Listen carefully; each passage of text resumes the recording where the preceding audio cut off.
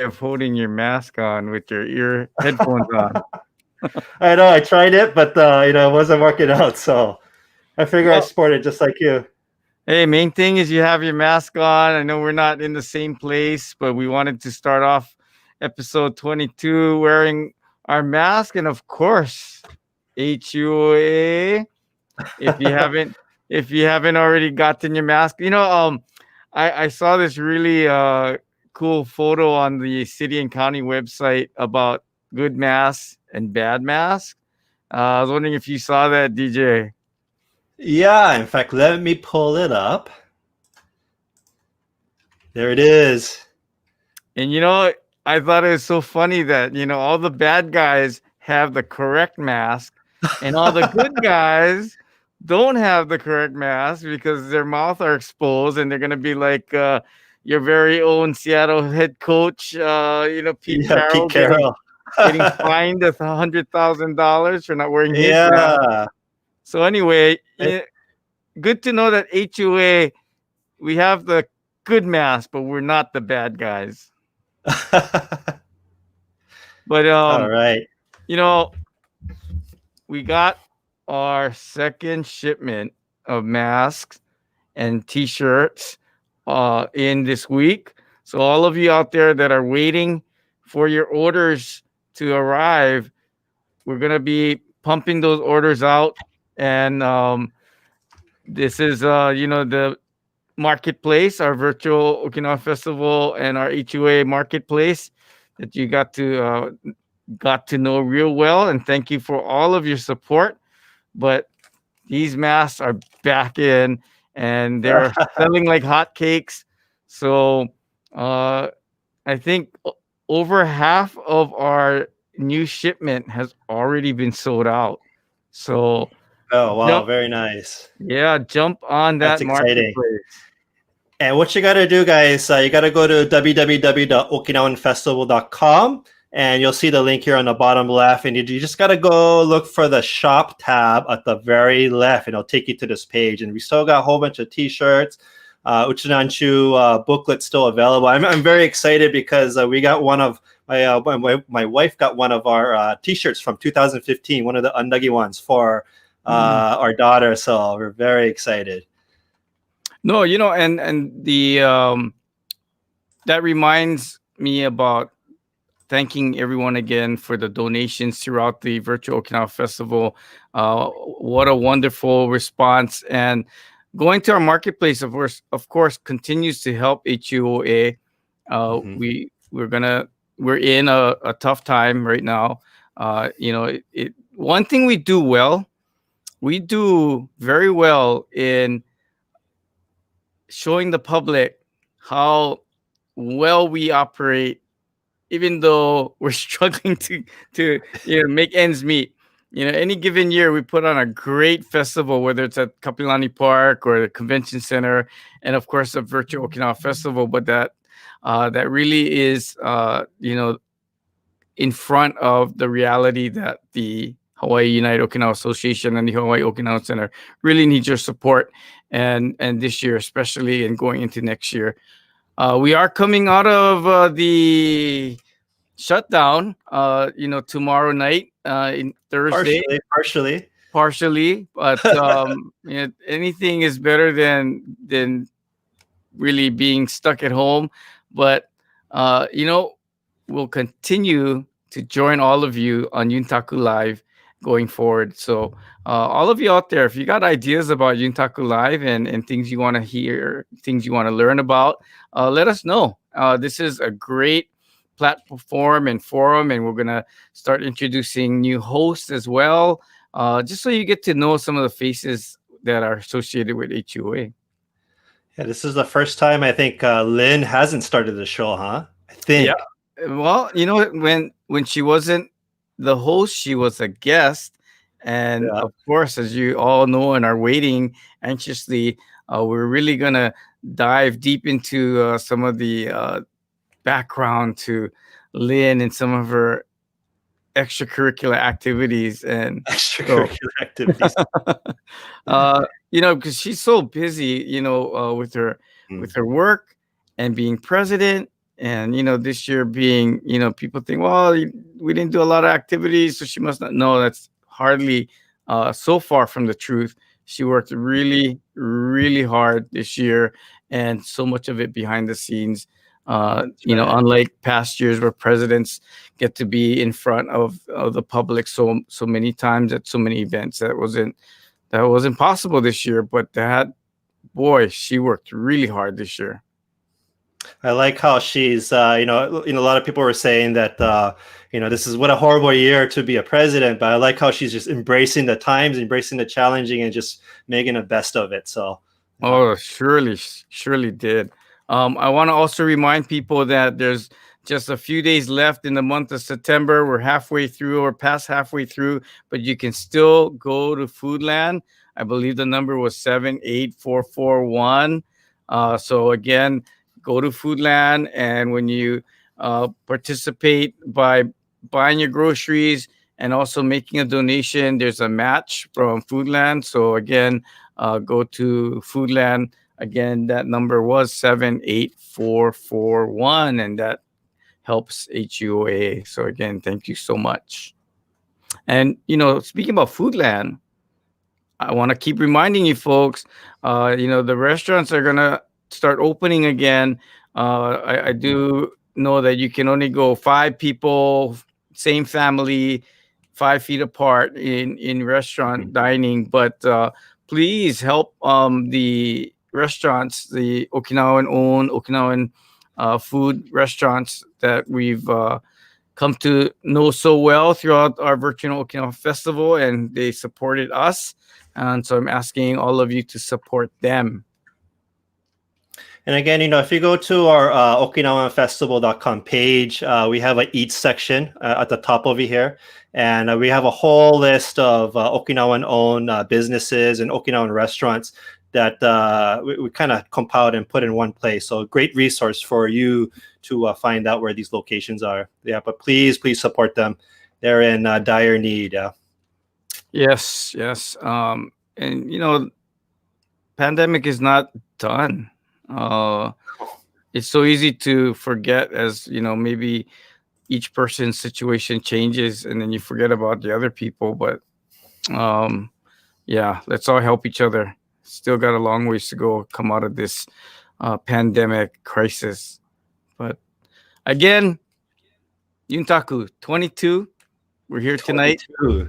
to Very exciting. welcome a face, very recognizable face, our very own HUOA president, Lynn Miyahira.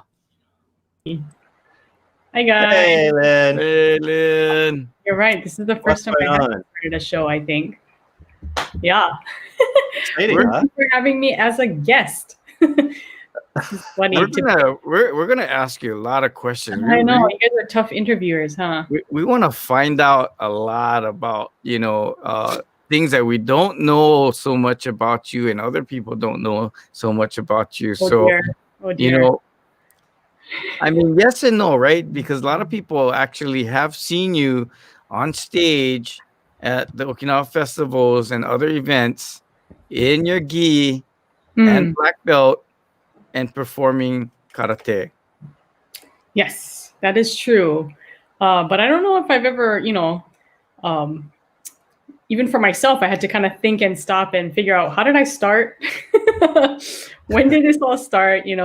And kind of just gonna go through my own journey and share that with everyone today. So thanks guys. You have an awesome audience today, because I see Herrick Rodriguez from Brazil. How's it going? And then we also have JT from Naha. Wow. Awesome, guys. Jason Rakino. What's the Kanyohe in the house? Yes, of course. And of course, hi side to Linda Kamihara. Always first. How's it going? All right. Yeah. It's usually between Janine or Linda, right? Who come first. But thanks, guys. Very cool. I had to think back, and unfortunately, I have to caveat for this episode. With being HUOA president and everything, I haven't had much chance to practice karate or kobudo as much as I would have liked in the past few years. But having said that, Okinawans lived a long time. So I'm trying, like my sensei said, this is a lifelong journey. So, and I'm only, still kind of at the beginning / middle of it. So Yeah, baby, still a baby. yeah, I hope to Spring- continue practicing. I am no expert by any means.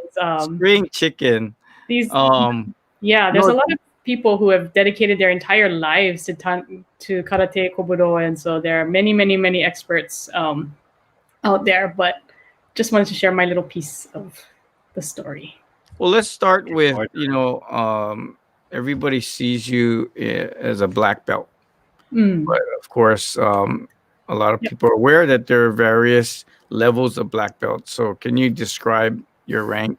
Yes, so I'm a Sandan or third degree black belt in both karate under Matsubayashi Ryu karate, which is one of the styles in Okinawa. Maybe we'll go through that a little bit, all the different styles that in Okinawa. And then also a third degree black belt in Kobudo, which is the weapons, Okinawan traditional weapons. And those are two separate things. You just because you know Kobudo doesn't necessarily mean karate. Most people start with karate and then they move into Kobudo, and then, but they are two separate kind of, I would say martial arts. One is weapons, and the other is karate means open hand, right? So you're not carrying weapons. So that's the main difference. So, Crazy. but I had yeah, no clue that they was actually separate. yeah, they're separate. So what's interesting is when I was learning Kobudo, I went to a few different dojos actually in Okinawa, and people came from like various different karate styles, but we all went to go learn the same from the same Kobudo sensei. So he would ask us too, like, what style are you? Because he knew how to adjust certain people, like Goju-ryu. Okay, you're Goju-ryu, so he knew how to adjust you a little bit more because you have tendencies to do certain things that are in your style of karate. So, like I said, I do Matsubayashi Ryu, which is kind of comes under the Shorin Ryu. There's actually 3 different Shorin Ryus. There's Shorin Ryu, and then there's another Shorin Ryu, but the kanji is sukunai instead of chisai, and then Matsubayashi Ryu. Those are the Shorin family of karate. I started with Matsubayashi Ryu not knowing anything about this. It was just because my very good friend Micho Shimamura, he was teaching us. I was a student over there. This is in college. But right around the time I started practicing with Mitch, unfortunately, I don't have any photos from when I very, very first started back in 97, 98. But he came to our Kobudo Taiko classes, Ryukyu Kobudo Taiko, and taught us kind of karate because Kobudo is the basis for a lot of the stances he was teaching us. And I really, really, really wanted to, always from the time I was a kid, I wanted to do karate, but my mom never let me because we were already too busy doing Okinawan dance and taiko, and it's like, we don't need another thing. So as I got older, I kind of just did it on my own. And, Mitch invited me over to, at that time, they were practicing at the Nu'uanu YMCA. Yeah, down in the basement. Yep, down in the basement of the Nu'uanu YMCA. Sorry.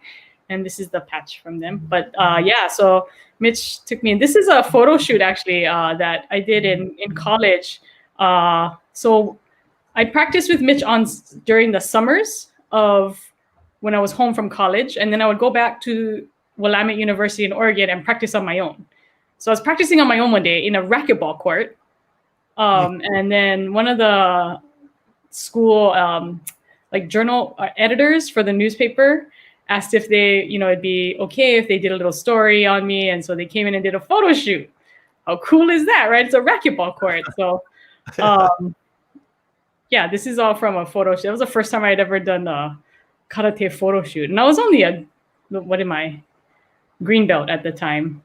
But it was quite the journey. Now I kind of laugh at it as I think of this. I'm like, oh gosh. But so that was back in this is 2000, early 2000s. So like I said, in Okinawa, I learned under Matsubayashi Ryu with under Micho Shimamura sensei. But there are many other types of Okinawan karate, and one of the most famous is Goju-ryu.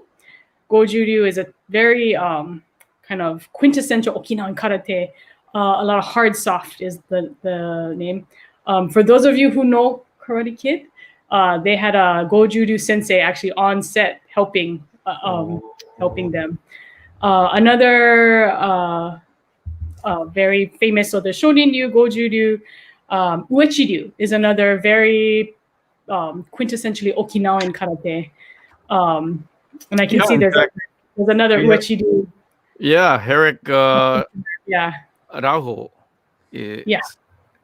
I believe all the way from South these America. styles of traditional Okinawan karate are very different probably from what, karate has evolved over the years, right? But what many people don't know is the birthplace is truly Okinawa. And then from there, many of the senseis back in the late 1800s, early 1900s went over to mainland Japan to study or to teach more and kind of spread karate more throughout mainland Japan. And that's kind of how it first started. But for many centuries, right, you have karate developing in Okinawa since at least, however early they can record history, 1400s at least. And so at the same time, you have Kobudo also developing, which is the weapons. And Okinawan Kobudo, or the weapons, are, you'll see they're made, a lot of them have origins in farm implements. So, or things you would find around the house every day, things that were available because in the, I want to say, actually, one of the Okinawan, this is golden era of Okinawan trade, right? 1400s to 1600s. Weapons were banned, actually. And then that ban continued. So they weren't allowed to have katana blades and stuff like that. But the ban continued through the Satsuma era, when, the Satsuma clan came in and Japan kind of took over for a couple hundred years. So that's kind of where the Okinawa Kobudo history comes from, and that's why the implements, like what I'm holding here is tekko, which is actually these guys. I don't know if you guys can see, but these are they're cast iron, so they're pretty heavy.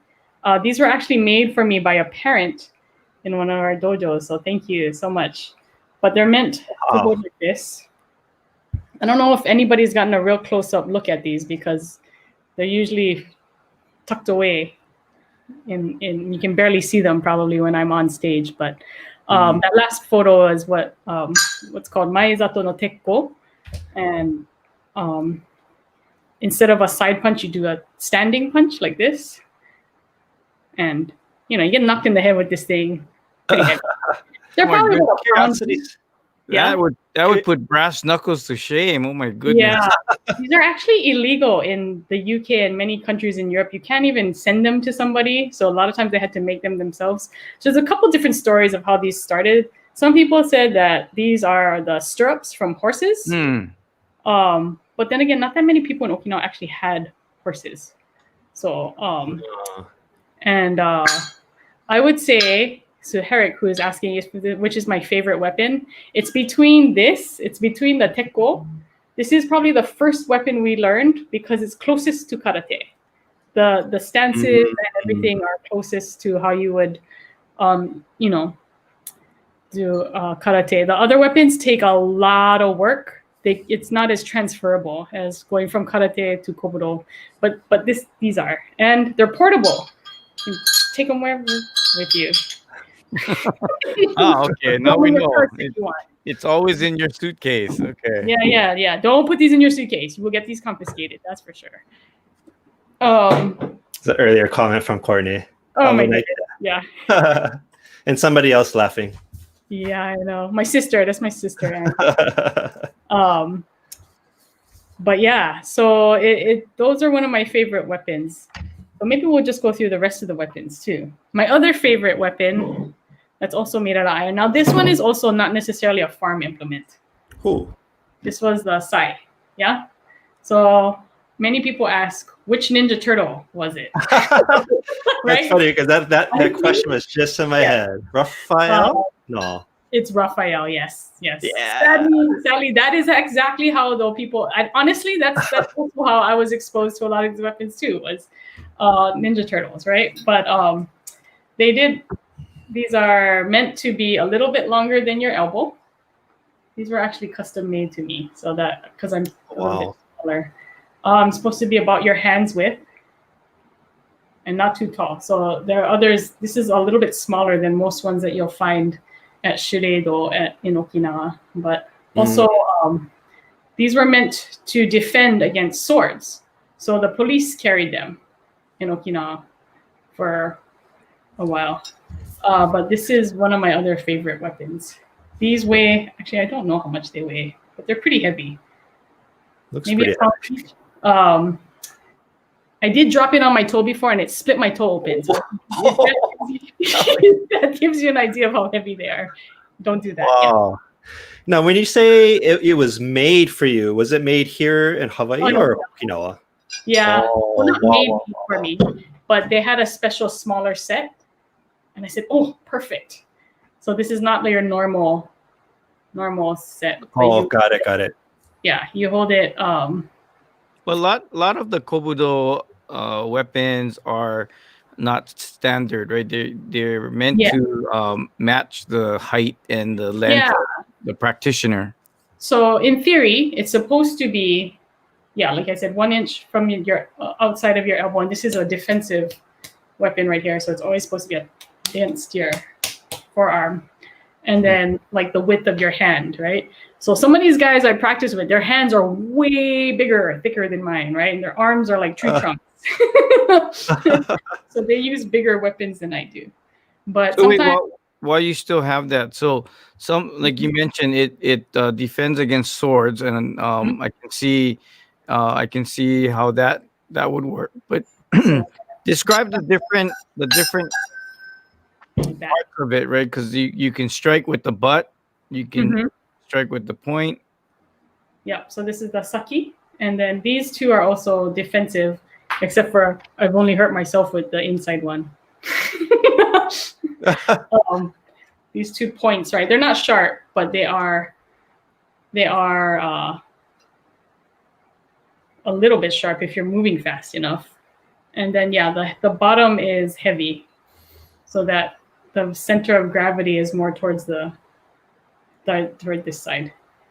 But that's also used as a striking end as well. It's a striking, it's defensive, and then it's also, I better not hit my camera. But it is it's pretty unnerving to have this right in your face like that, right? So yeah. So I guess knowing about the sai, then it'd be good for people when they watch your katas. You can see how the weapon is actually used, right? Because the kata goes through a lot of. Those are all the practice moves. Kioni is asking how tall am I? I'm 5'1". So yeah, like you said, the bow is supposed to be fit to your size. It's supposed to be about 6 inches above one fist over your head. At 5'1", most of the bow are too tall for me.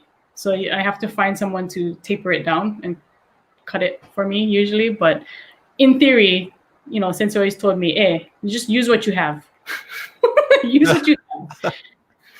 So, and that's also kind of the thought process behind, bowl. You don't have to have the perfect bowl. You should be able to pick up something around it. It should be a mop stick or whatever. You should be able to use these things. Is kind of a one thought. But, of course, when you're practicing Kobudo, everyone has their favorite weapons. I had my favorite bowl. It was nice and well used over time, I could tell. But I couldn't take it home because it belonged to someone else. And then there is the one that's just shorter than the bowl. So the Rokushaku bow is the one I have. Actually, one I don't think it's gonna fit in the picture, but this is my bowl carrying case. It's slightly tapered at the ends. I don't know if you can tell. It's slightly tapered at the end. Oh yeah. And then on both ends. But it's about. Why is that? Why do they taper the ends? Is it balance? Balance. Oops. I don't know. It's a good question. But in theory, you should be able to use. It's a little bit less. This is actually, to me, everyone starts training with the bow because it is the hardest. It's actually the hardest because coming from karate, this is like counterintuitive to a lot of the things you learn in karate. The bow is you're pulling more than you are pushing. You're not pushing so much, you are pulling, and you're using the weight of the bow as a counter force. So it's just like paddling. much more difficult. Yes, it's like paddling, exactly. And it's the one that gave me the most problems, I would say, but it's the one that I was told gives everyone. Like, it's the hardest one, and so you start with it. You always start with bow basics. So, yeah. So this is the bow jutsu. And if you notice, a lot of the like, even we've had groups from Okinawa come, and like that's all they do is bow jutsu. Yeah. Oh, that's right. There was a Yomitan group. I think 125 of them came. Yes. Wow. And they all just, I mean, it was just bow. There's many different kata that I don't know. I only know like 4, but there are many different, and there's different types of karate. So I study Ryukyu Kobudo. That's like one ryuha. And then there's Yamani Ryu, Matayoshi Ryu, all these different types of Kobudo. Just like karate, there's other types of Kobudo too. So the style I do is called Ryukyu Kobudo. And that was started by, the association, I should say. He organized the Ryukyu Kobudo Hozon Shinko Kai, was Taira Shinken sensei. And then one of his students was Akamine Eisuke sensei. And then my teacher, who is Shiroma Katsuo, he studied under Akamine Eisuke sensei. And so that's where the lineage comes from.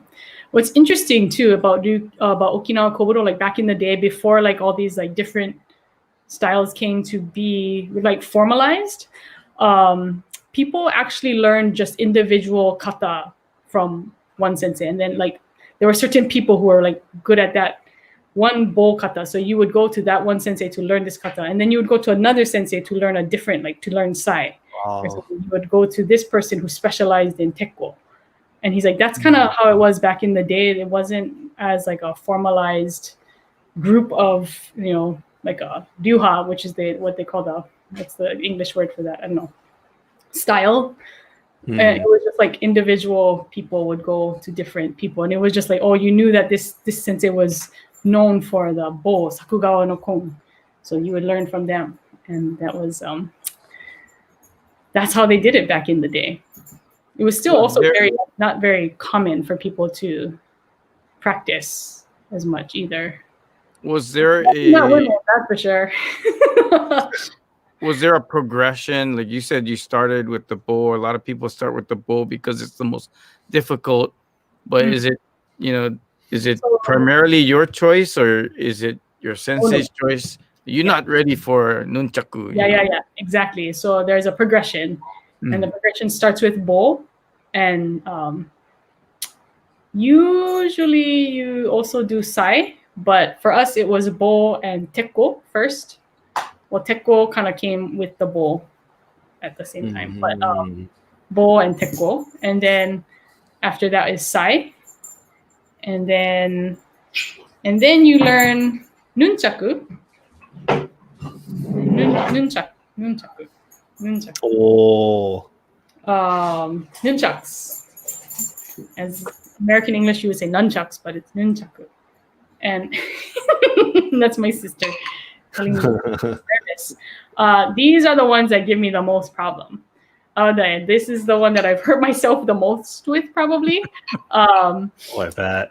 I have given myself a crack on the head like you would not believe. But and I should also mention, like, this is it got really popular in Ninja Turtle era, 1990s. Everyone's like, they got the foam Nerf ones, and so definitely you hit yourself in the knuckle. I hit myself in the knuckle many times with these, and man, that hurts. But Akamine no Nunchaku is one of the first Nunchaku. Yes, I should mention that too. So Jun, actually, and I have to give credit to Lynn Yoshiko Nakasone sensei because she is actually the first one who ever taught me how to use asai and tekko. Yep. Oh.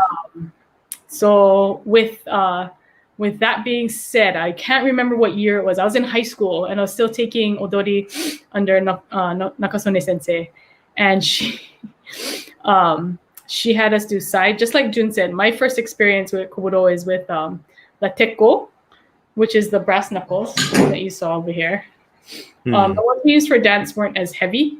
These are they were not as heavy as the ones that I'm using here. But tumfa, which is this one, and then the sai. So the tumfa is your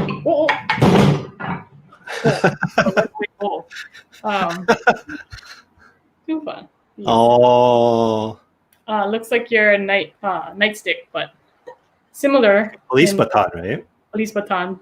This was the grinder, the handle of the grinder for the tofu. Oh. That's what it was from. So the grinder handle right on the old rock tofu. What do you call it? A miller, I guess. Mm-hmm. You know, and the handle that went inside and pushed the stone around. So. Oh, very interesting. Yep. And then. And that as well needs to be custom to the length of your forearm, correct? Should be. Yeah. What I'm lucky is that I'm probably the same size as many people in Okinawa. So if you were these are from Shureido. I don't know if you can see the mark. Oh. That sells all of these. And luckily, I'm kind of typical Okinawan sized. So a lot of things that they make already, I don't have to get the custom one for this one. This one is nicely fit to my arm. So this one should also extend about an inch or two off your elbow.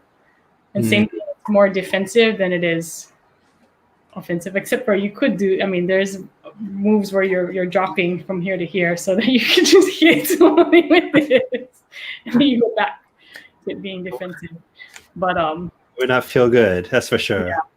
There's even parts where you tap it together like that. And mainly, Sensei always talks about that's the sound is also another aspect of karate and kobudo that it startles people, yeah. And so it also helps you kind of, the ki helps with the follow through and the punch. And somebody asked me to try to do karate without the ki, and it's actually very difficult, very, very difficult to do if you don't verbalize and get all that energy. It's an energy transfer. That's why. So, yeah. I have this other set too. These are a little bit longer, a little bit too long for me. You can tell they're a little bit like an inch. Yeah, they're a little, and these are round. I don't know if you can tell. They're tapered. On each end. Even that has a purpose, right? Because like nunchucks, the octagon or whatever nunchucks is because the edges create more damage. Yeah. There's a lot of different stories on how these came to be. They said it was the bridle, the ox. The ox. And many weapons that they can make just from things you have lying around the farm, right? So most times they're tied together. The length in between kind of varies. This one honestly is a bit long, whereas my other one I feel like is a little bit short, but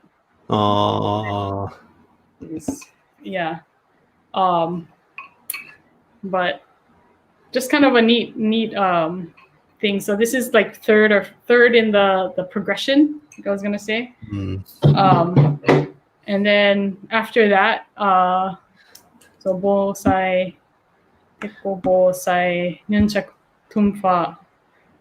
There's also timbe.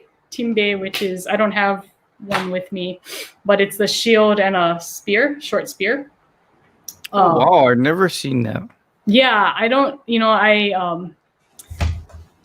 hardly do that kata because there's a roll in it where you roll on the ground and have to do a somersault. I'm really not good at that. And it's one that it's a bit of a risk to perform per se. So a lot of people, if you're gonna perform tunfo, everyone goes, "Oh." Back in the day, I don't know if you've seen, they often use turtle shields. There's a turtle. Oh. Those are illegal now. You cannot harvest the turtle. It's just for its shell now. But back in the days, a lot of them used turtle shells. Nowadays, a lot of them will just use timbe. Like that, huh? Yeah. Looks like so the turtle shell on the bottom right. I guess that's what you're talking about, right? Yep. Turtle shell and a short spear. Wow. In the kata too, besides having a complicated somersault, there's also where you strike the ground, and so you're supposed to have a piece of wood or something so you don't,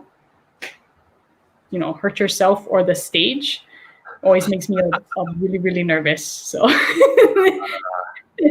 have not in years. After learning the nunchuck, I figure you wouldn't feel any pain because I can only imagine how many times you've been hit with that thing. This whole arm on both sides has been quite up. After that is eku. Eku is also another one. It's an oar. So, and that's a very typical Okinawa. The haribo race oar. It's like skinny. Sorry, I should have prepared. The skinny paddle. Skinny paddle. Yeah.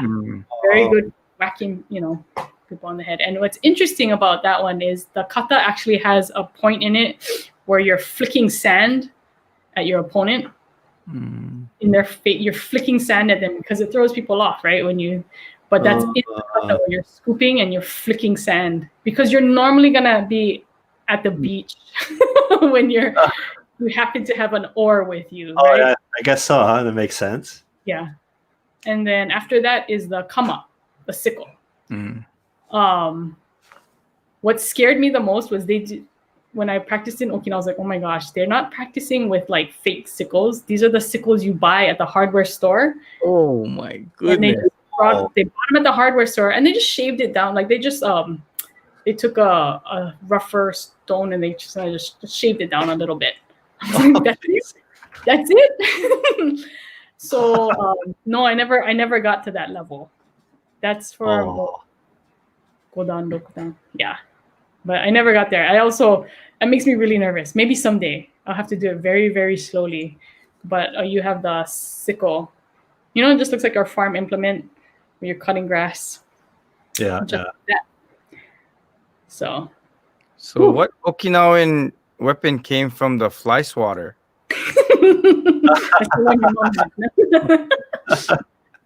The slipper. No, yeah. What's interesting is like even my sensei said the Nunchaku. He's like, if you were to hold your purse like this, same way, same concepts. You can use your purse as a weapon. You could use an umbrella as a weapon. You should be able to take some of these concepts and use them in terms of self-defense. But I like to, in my sensei's defense too, he said, karate and kobudo are usually defensive. There's a saying, karate ni sentei nashi.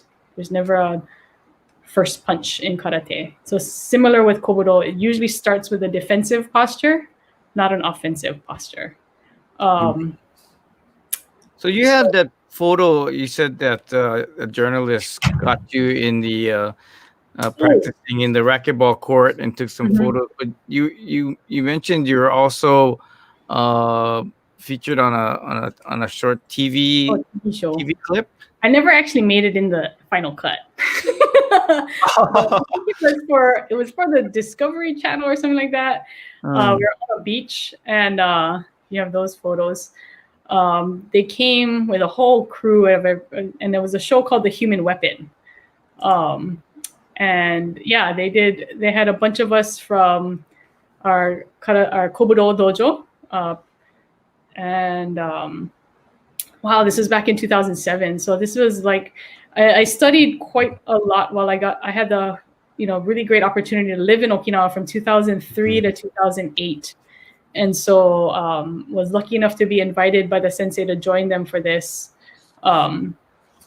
this experience. But yeah, I don't think I don't think I'm actually in the show because they had a bunch of us to pick from, right? So, but yeah, again, I did Tekko.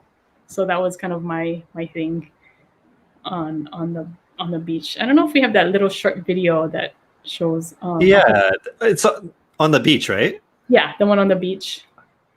Okay, let's take a look at that.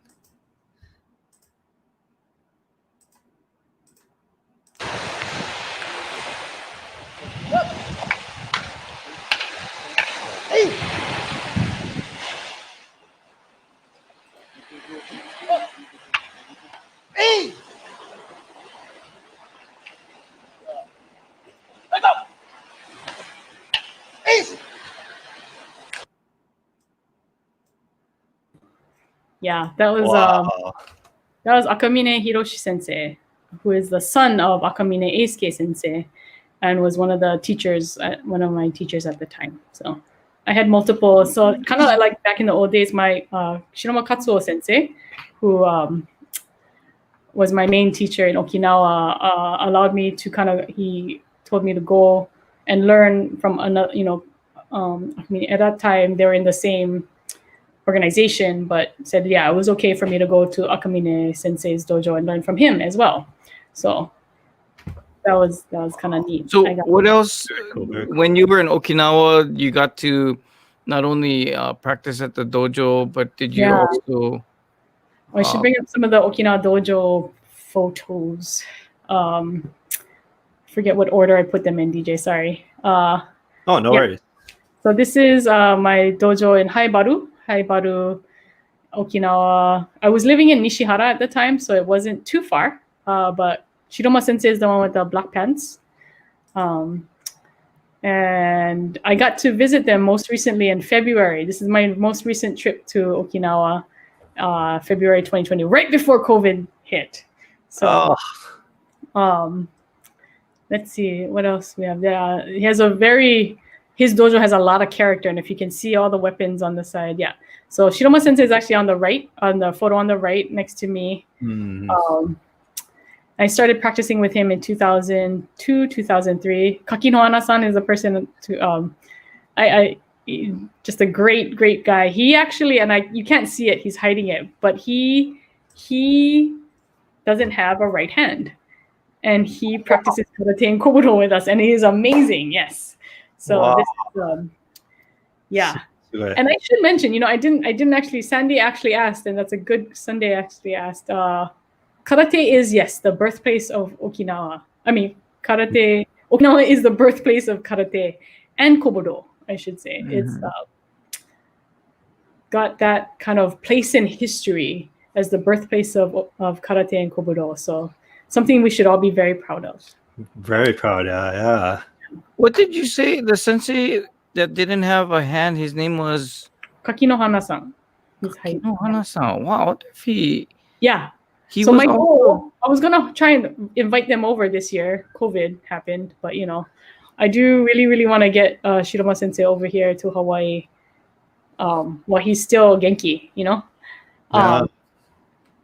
He's still Wait, going. He's about he's- 80. He's 79. He's not in this. He's not in this photo though. He is actually. He's behind. So Shiroma Sensei's in the middle with the black pants. He is to the behind left, back row. Yeah. And then this is Miyagi Sensei next to him, and then Ueda-san is also next to him. But yeah, these are all the guys we trained with. Well, I'm just kind of curious because there used to be they used to be in Haibaru Daiki, and it was a rehabilitation center. Oh, And the director, if I recall, didn't have that might be him. Yeah. a right hand, Yeah. and I thought it was, A welfare and he center. was a karateka. Yeah.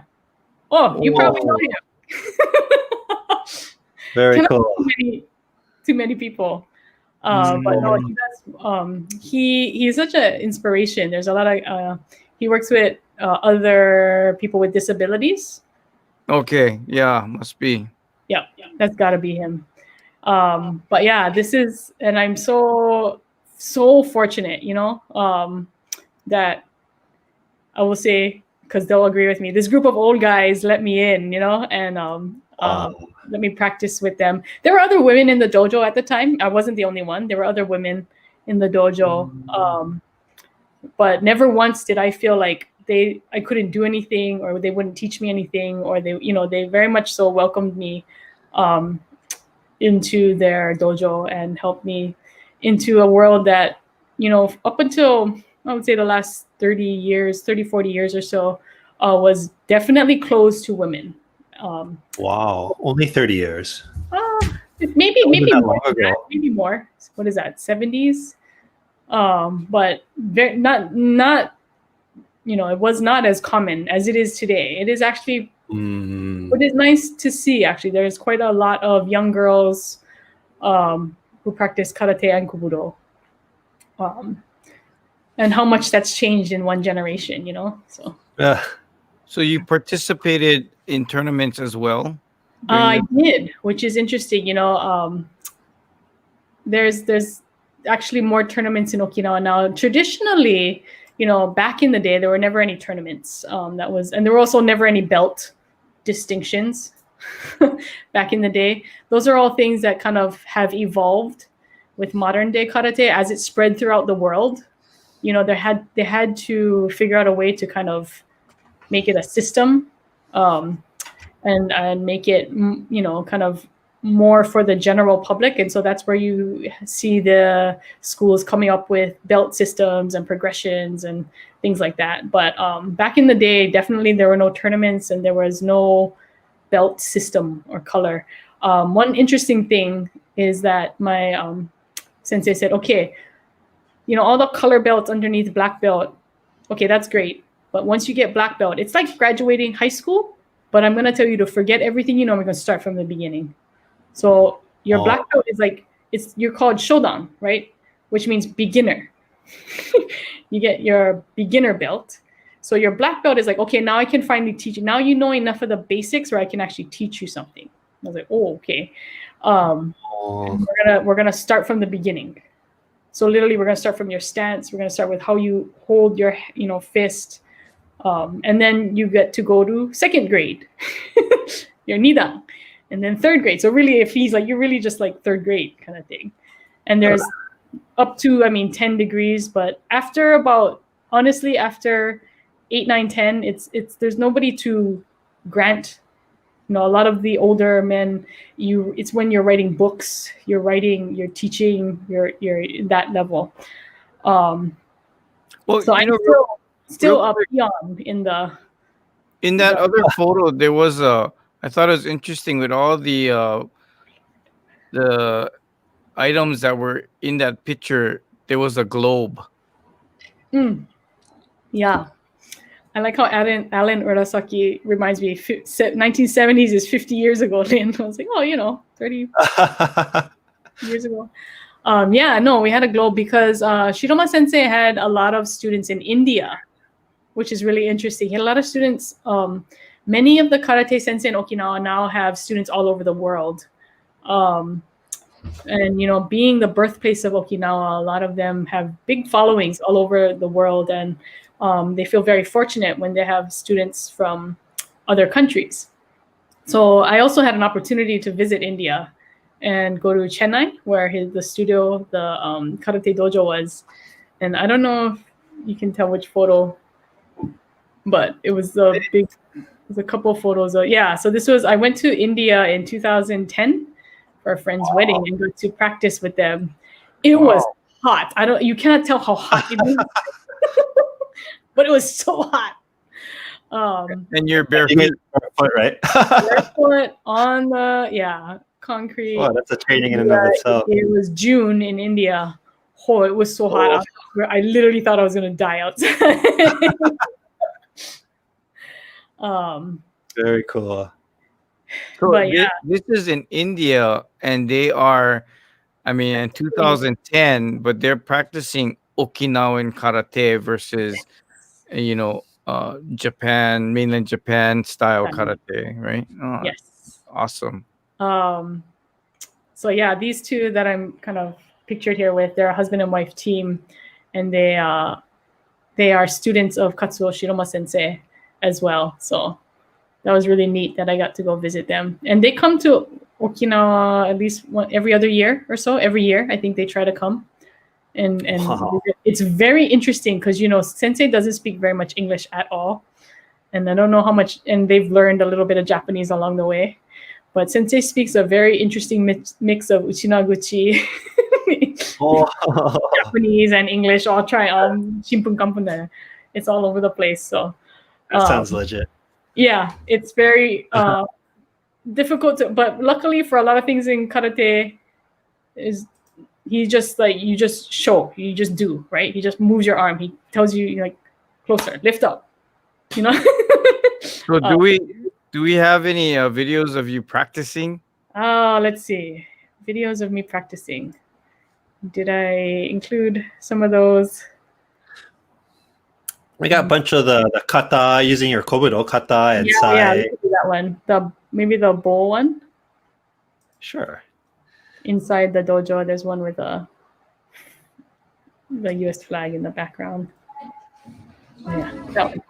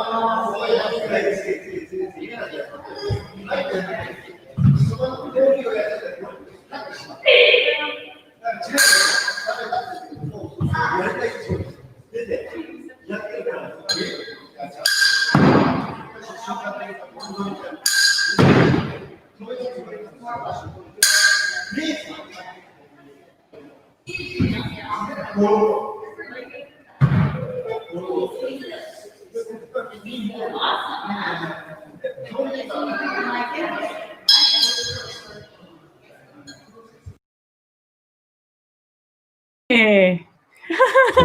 Oh, That Teko kata was very impressive. I like. It's Really very like. unique. Yeah. I Yeah. don't think it's one that most people see often. Mm, It's the one that most people go, what was that? You know, what was that again? mm. And so I think that's why it's one of my more favorite weapons. This is also the first one that Nakasone sensei taught me. So Nakasone, Lynn Yoshiko Nakasone as part of the odori, as part of the dance. And so it's funny when I think about it, because when I first got to Okinawa, he looked, my Katsuo Shiroma sensei looked at me and he goes, "You did Okinawan dance, yeah?" And I said, "Oh, yeah." He goes, "No, because you have the form but it's very pretty. He's like, it's very pretty. I'm gonna teach you how to put power behind that, you know. And I was like, he's like, but I already had. I think that's what my advantage was I had done odori and ryubu, right? And so I had the stance, I had the form. He's like, oh, okay, so that was why it was very easy for him to teach me. But he's like, but you know, so pretty, guys. He's like, you got we're gonna toughen you up a little bit. He said so. So you know, karate. Oh, go ahead. Oh, no, I was just going to mention, now you do it pretty and powerful, but yeah, this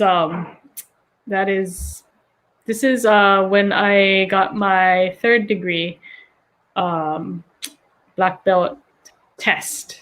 And yeah, this is Akamine is Hiroshi sensei to my left, and then Shiroma Mai sensei, Katsuo Shiroma sensei is in the yellow. And then Yukio Kunioshi sensei is in the black.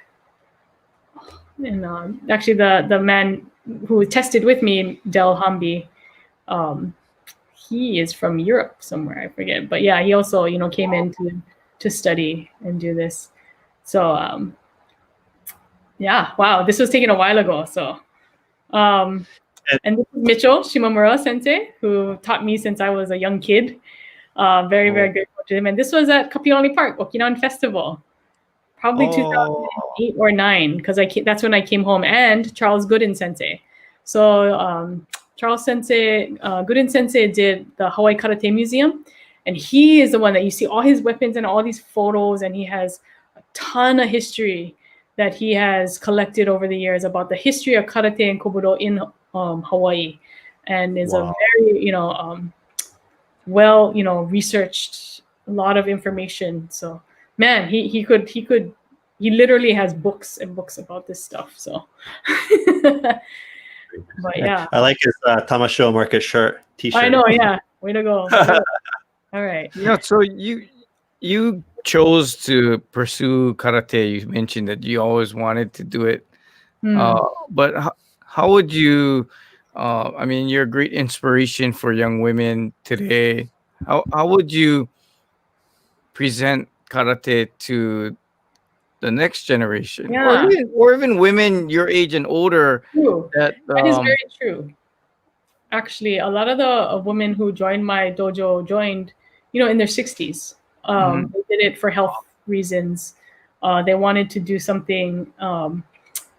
And when we told them it's a 2-hour practice, but the first hour is all just training and warm up, push-ups, stretching, training your body. And so they liked that. It was a lot of the, just basics, punching. And then on the second hour, we did kata.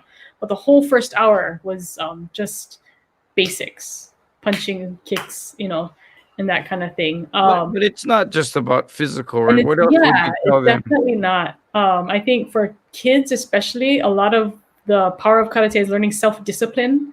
It's learning how to stand still. It's learning how to pay attention, how to sit still, how to control your body, and then it's also a lot of learning how to, we started every practice with a short meditation. That's really hard to do for a lot of young kids, right? Sit there and be quiet, be silent. Hard for me to do. Yeah, I know. Just for a minute. That's really hard to do. So I think the self-discipline and standing in line, standing at attention, following instructions, that kind of thing is great for kids. And then as you get older, I think once you get to high school stuff and you start learning a little bit more and getting deeper into the history behind of all of it. And I think for many people who learn about it, who start later in life, a lot of it, they start with the beginnings of, they like the fact that a lot of people for karate, it's a martial art that kind of teaches you also self-balance, and a lot of things like that. So yeah, I hope a lot of kids or young people, old and people of all generations, right, can find something in karate. And that's why I think a lot of people are attracted to the traditional Okinawan karate. I won't lie, it's not something easy that everyone picks up like that, right? but it takes time and practice, and and you do it again and again and again and again. know, And and I mean, you just mentioned that Okinawan karate, but maybe a lot of people watching, they don't realize that there is a very large contrast in Japanese karate to Okinawan karate. How would you explain that in about a minute? Oh, okay. 1 minute. So Japanese karate is an evolution from Okinawan karate, right? It's a lot. I would use the word dynamic. It's very dynamic. That's where the development of tournaments and things came from. So it's a little bit more based on like a tournaments. There's more higher kicks, I would say. A lot of the somebody laughed in Okinawan karate. Everything's a little bit like lower kicks and stuff like that, because he said, "Why open yourself up like that?" He said, he told me. But it's grown quite a bit, and I'm trying to think of the best way to describe it. I'm trying to think. When I watch Okinawan karate, I can tell right away because it's a very low stance, or it's a very narrow stance. Yeah, narrow. It can be very narrow. Well, that's and then it differs. So Goju-ryu is I can tell right away because of the stance, the way they're standing. Shorin-ryu is a little bit more fluid. Uechi-ryu has a lot of these interesting. I don't know how to describe it, but it is hard to say, and I'm trying to think. But I know it right away. When I see. It seems like Okinawan karate is built more for very close contact. Yes, very close contact. Very. Yeah, it's not as far away. And somebody told me it's because it was all developed for people kind of, we're a little bit short and stocky, so it's made for the short and stocky building type, type of body type, and so. I think that's one of the main differences. But as it's grown around the world, it's taken many different shapes and forms. But the basics of the stances are there. I never did participate in one of the kumite tournaments for points. Like that still is not part of the traditional Okinawan karate system. Although they do have tournaments in Okinawa, they do for points. But even like the traditional karate tournaments in Okinawa, a lot of the times they don't do sparring anymore because people have gotten hurt. And what's interesting about Okinawan karate is they may not die right away, but they get hurt. It's internal bleeding, and then something happens to them 3 days later, kind of thing, where it's a very deep. So my sensei said, in other types of karate, when you punch something, it's kind of a. In Okinawan karate, it's a thud. It's a deeper thud. It shouldn't be making a pack, pack, pack. He's like, then you're just slapping somebody. He's like, you follow all the way through, and it doesn't even make a sound. It's just but that's a very damaging punch. So how you use it is what he said. What would be your advice to, we had a comment from Kotaro Yuji-san. He's asking, they wish they had a dojo in Hilo. What would be your advice to him? And it is, Kobudo is one of those things that it's kind of hard to play. I mean, it's kind of hard to practice on your own and to learn from videos. But once you get the basics down, so my best advice would be to find a teacher, spend time with them, at least a good month or so, and then you can go back to where you're from and practice on your own. But it is important to kind of have that face-to-face where your sensei can actually move your, hips lower, like they gotta, every time was lower. And so I would recommend that it's great to find a sensei, and even if you can't see them all the time, but having that every so often connection, and then you take it home and you practice on your own. And you just do that, and it's rote, right? You do it over and over and over and over again until the next time you see your sensei, and then take it back home and you do it over and over and over again. Would be my recommendation.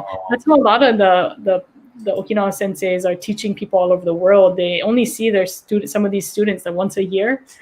But then, they send videos and things like that. But it is different to have that. I mean, the best ideal, and this is why I feel so blessed, right? I feel so lucky that to have that weekly interaction with sensei, and have them fix you and have them adjust you. And like for a while there, I was going like 3-4 times a week. So definitely spent a lot of time in the dojo. So if you had to describe what Okinawa karate has done for you or what it means to you in your daily life, and you had to describe it in one word, what word would you use? One word? Can I use 3? I mean, I don't want to pretend to be an expert, but I think it's focus, balance, and discipline. Those are the 3 things that it's really, you realize that you can do something very difficult. You learn to do things even when it's hard, even when it's uncomfortable or it's not, it hurts, the focus. A lot of people ask me, I'm super clumsy outside, work or whatever. So they're like, I don't understand how you are able to do Karate Kobudo with like such focus. And then like, I was like, no, it's because my focus, now I'm relaxed. And so I'm a little bit clumsy, right? But it teaches you to be laser focused for certain amounts of time and to do that with intensity. That's what one skill that I think it's taught me. I mean, to be so focused on something where it's kind of the world shuts down around you, right? I think it's great. You represent, women in karate, and just even in our community. I mean, I know Judge Nakasone, and and even Allison Arakawa, who's saying in our virtual Okinawa festival, is also does karate. I think it's great that women have shown that karate is not a man's hobby or practice or way of life. So I hope you continue to promote karate, and especially to the young women. Yeah, I think Kotaro Yuji said it probably better than I did when he said T, which is te. They have Nahati, Shuriti, Tomariti, which is the older origins of karate in Okinawa. But Okinawan karate is more based in cultural and traditional, that's why the kata are so important. Whereas Japanese karate is developed as a sport. So if you think of it, and not to say one, but Japanese karate was definitely developed as a sport. And so that's the main difference, I think. So. Very nice. Yeah. Hey, I would love for my daughter to, after you telling me about focus, discipline, listening, I'm like, oh, my daughter needs this. What's the youngest you recommend children joining? Great with the kids, and that's one of the things I always really respected about Michio Shimomura Sensei. He is wonderful with the kids. I think he takes students from like 5 years old, but it depends. But they practice at the Hongwanji. Somebody's like, hey, I recognize that. That's the Hongwanji Mission School Dojo 1. But yes, that's where they're practicing right now. And I can check with him. They usually, I think he takes students on a rolling basis, but we'll see. But yeah, it's hard. Many children, I think it is great to start as a child, but definitely even as an adult, to relearn it. It's like kind of like you come into something, you relearn it all over again.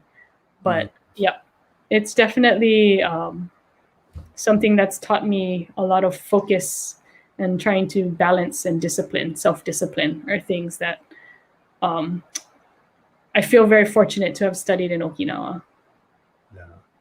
Yeah. Sugoi. Love your passion. Yeah. Oh. Wow. I think we have one more video, right? That actually was the one. I don't know if this is something that anybody can answer here. Keone said, what was the music that was played during your kata at the festival? Yes. Music was So I just want to thank you for, Afusodio oftentimes will always play jikata jute before our performances during karate, so that it just adds a little bit more to that as a performance, a cultural performance. And that's the music that's often played with shishimai as well. Yeah. Mm-hmm. Similar. I've asked that question, Kioni, and I don't know that it has a name per se. Dun, dun, dun, dun, dun. I think some people have called it like a kobudo, piece, but Oh, I'm sure. Yeah, I gotta Yeah. find out. and every village plays it differently. Yeah, It's the same slightly but differently. differently. Yeah, so it's really interesting. Yeah. Is it my understanding, so kind of like odori or udui, where when you kick or make a movement, there's a drum that's like kind of synchronized Yeah. the move, or There's no? a gong sometimes. Yeah. Mm. Oh, Or actually, when we're performing, there is no practice or anything. We don't ever practice with the They musicians. just react. So just Masandu sensei and Kenten sensei and Tom sensei watching us. They're just watching mhm. our movements, right? There's no set music. Oh, that there. goes- Sensei Nakaganeku just wrote. He said Kusanku. Is that the name of it? That's the name of the final Oh. kata in the Matsubayashi ryu as well. So Kusanku. Thank you, Ki Sensei. Very cool. but yeah, it's definitely a mind and body connection, where you learn to kind of hopefully connect the two in various different ways. I remember Sensei was telling me, use your hips, and then after a while he said, okay, what I mean by hips is like, he's like this muscle, and he's like pushing my stomach, and he's like, it's your whole, and what we call in English the core, right? But learning to, he's like, your arm, you're not hitting me with your arm, you're hitting me with all the muscles from your legs all the way through your butt, and your hips, and then your back, and you're only using your arm but it's how to harness all of that energy. Clearly, I'm not there yet. Clearly. I'm guessing that's how you get that thud, right? Yeah, and that's how you get the thud. He's like, it should go dum, not pachin janakute, dum. So I think, and I've talked to, like in Hawaii, we've had great senseis here in Hawaii. Masakazu Teruya sensei and I have talked about this many, and he also knows it at a much deeper level than I do. But he would teach me the Okinawan words for things like atifa, which is the point of Impact. Muchimi is a whipping action, whipping. But he was conveying these things to me, and the meanings behind some of the motions and the words and stuff. It's just we are lucky to have sensei here in Hawaii, and that where we're able to talk, get knowledge from as well. So. And those of you that once travel opens up again and you get a chance to visit Okinawa, about maybe a couple years old is the amazing and beautiful karate museum and dojo in Okinawa. Yes. Yeah. I actually have not been able to visit it yet. I know. That's right. You kept yeah. In fact, I still need to get there. I still need to get there, but I have luckily been performed at the Budokan, which opened up. Right. Yeah. Oh, yeah. That opened like 10 years ago, but it was new when I just left. So. Yeah. So if you folks get a chance, it's right near Naha. I think it was towards Shuri, and it's a beautiful museum, and they have a large dojo connected to it, and it sits on a bluff, so it's really beautiful. And their hands-on section of the museum, you can do things like kind of a little bit what you're saying, like there's a virtual punching display, so there's a candle, and I guess if you don't do it correctly, the candle doesn't go out, things like that. And then there's they have a makiwara. Makiwara is yes, it's a piece of wood wrapped in leather that's a punch bag. Yeah, and it Just a measures little your. bit, it just gives a little bit like this much. But So if you folks get a chance when you go to Okinawa, definitely. no, that's like I need to go. I haven't been able. All of our trips that we go on are very kind of whirlwind, a lot of meetings and stuff like that. So I definitely need to make that a point next time. So Yeah, too bad. I thought about it too later, so I would have had Mhm. photos for you folks on Yuntaku Live. But Lynn, that was amazing, and that was great information tonight. I think a lot of people learned not only about you, but about karate, and um, just have so much more respect for what karate, Okinawan karate is. Yeah, and I'm really glad to see it is kind of Okinawa is kind of embracing its role as the birthplace of karate, hence making the museum, hence making the Budokan, right? And it is good to see a lot of the traditional styles still being practiced quite, a lot in Okinawa. And so happy to see that that's something that's being kept alive in Okinawa. Absolutely. Hey, so impressive All right. to see this Yeah, other. I don't actually get to talk about all of this stuff very often.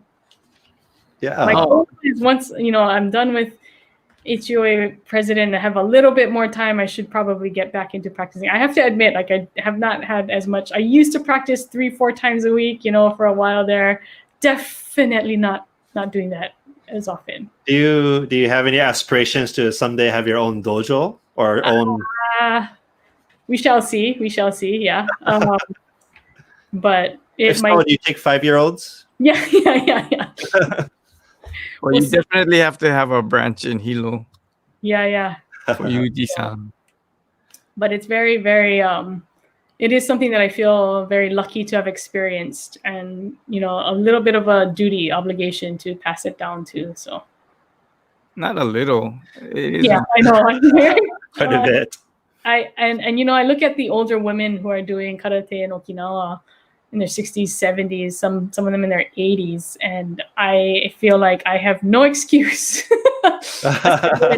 That's my goal in life, right? I mean, my sensei is almost 80 years old, and he still packs a punch, man. So Wow.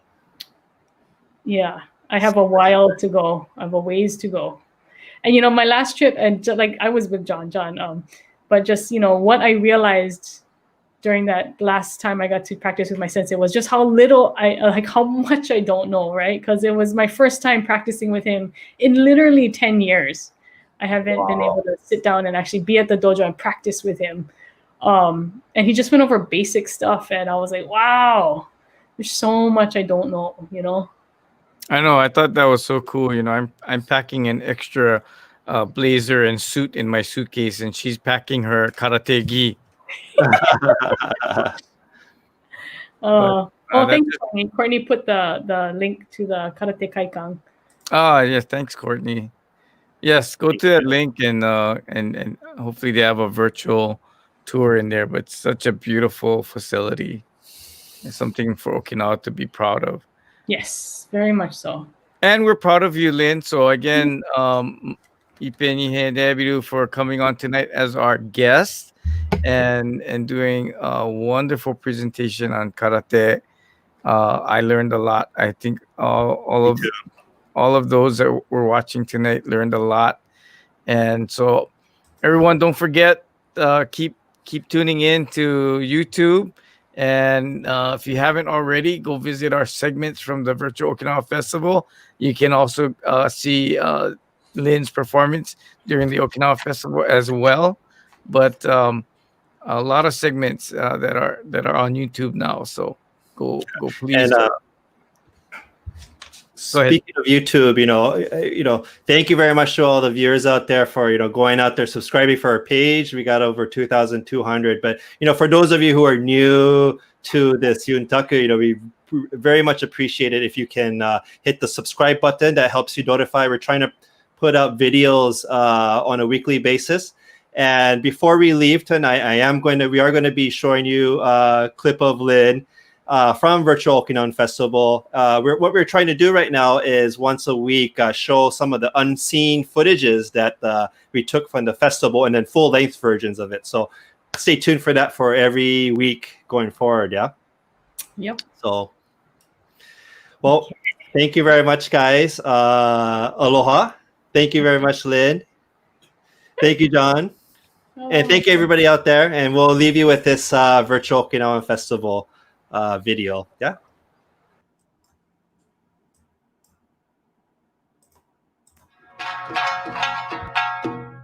Chinto.